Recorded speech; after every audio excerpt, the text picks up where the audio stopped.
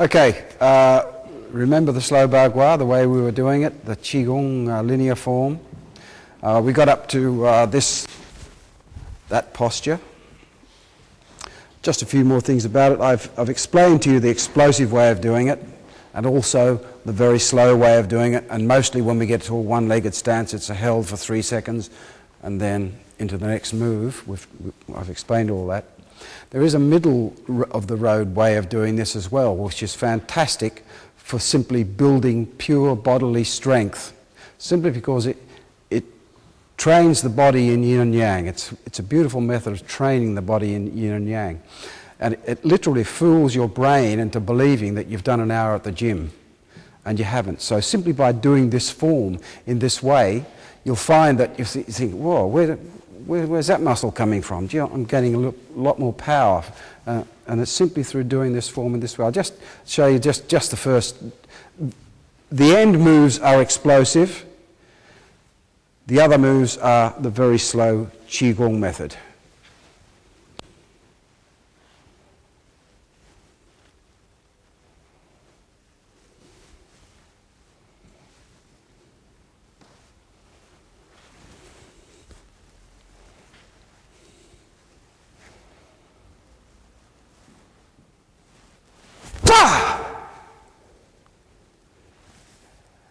That is extremely powerful. You can feel it. You can feel the blood rushing down your arm when that comes out. Now you notice I did,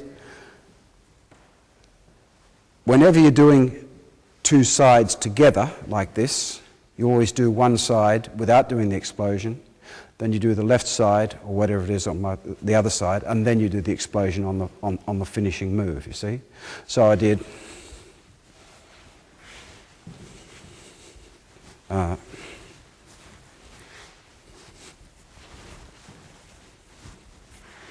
and that was the explosion there, because I did both sides and then there's the explosion. And if we carry on for that, then we come into here.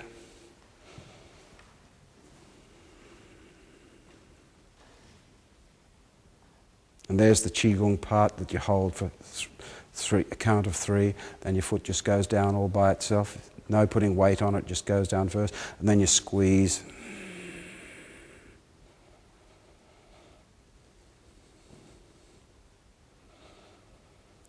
Whenever you do a Qigong movement, you don't do the explosion on the end though. So that was a Qigong movement. The following move is never an explosion. It's only when you do the normal slow. So we go into the next move that we did before. Now this move here. This is the move we're going to be concentrating on today.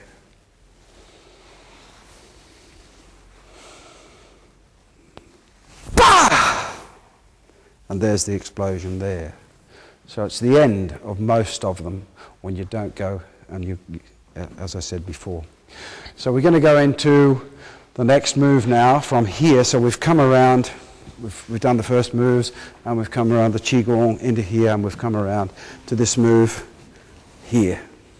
We're going to carry on. The important thing here is what the arms are doing. You'll notice there's a lot of this in the Qigong form, and that's very important because you've got 3 main meridians here, 3 main meridians here, and you're activating them the whole of the way through this. I'll do it to the camera in a minute, but just to get the correct direction. From here,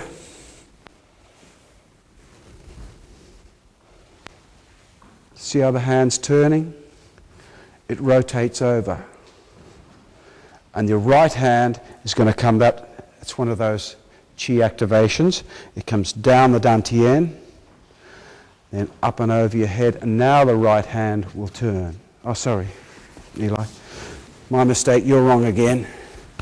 From here, the hand will roll and place down, pull it into your belly. Now you're going to do this move. The left hand's going to pull in. It's going to roll out like with the back, and now it'll turn over as a little bit of weight goes forward. Let me just go over that because it is quite an intricate way of doing things. So from here, it's the right hand that comes forward each time. We won't go through the basic form because Okay, from here, the right hand has come up, turned over. Now, this left hand's going to come out. See how it's rotating over? And it's rotating over again as the right hand just does a little movement down past the dantian. See that? It's one of those Qi activation moves. Really well weighted on that right foot, so you can pick your back foot up with no shaking. Now, everything's happening together. Place your foot out parallel your other one. See what the left hand's doing, it's turning over. And now it rotates again as you bring your weight slightly forward, and it hooks in. And you're sinking slightly into your front leg here. Now you're going to bring your hand, snake it through your back like this, and go back in 180 degrees to that rear corner, spinning on the heel of your right foot. It's a slow spin. You just get a little bit of momentum. See how I'm sinking right down into my right foot, and the left hand has turned over like that again. See that? That's important to get. It's like the Tai Chi spiral form, you see? See how it's spiraling outward. And now it turns over.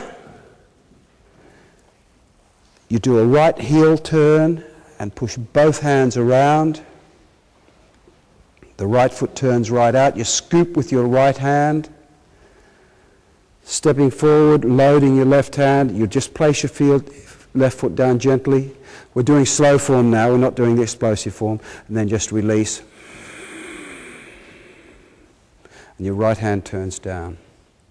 If you're doing the yin-yang form, that would be pa at the end there. Okay, that's quite a lot of information to take in. The most important thing is to get the rolling of your hands as you do this. This is a very advanced form, but it's always good to know it because it's just such a beautiful form to do it. You get up in the morning and you start doing this and everything just falls into places. It really is quite amazing how they worked upon the meridians in your body. Okay, let's start again. The correct direction now. Okay, the right hand extends and you just bring your right foot across. It's in line with your other heel. Now your left hand's going to come up, it rolls. Your right hand's going down past your dantian, and now your left hand is rolling again, and you plummet your elbow down like you're hitting someone on the head with your elbow. And it's in quite close to your body. See that? It's pulled in.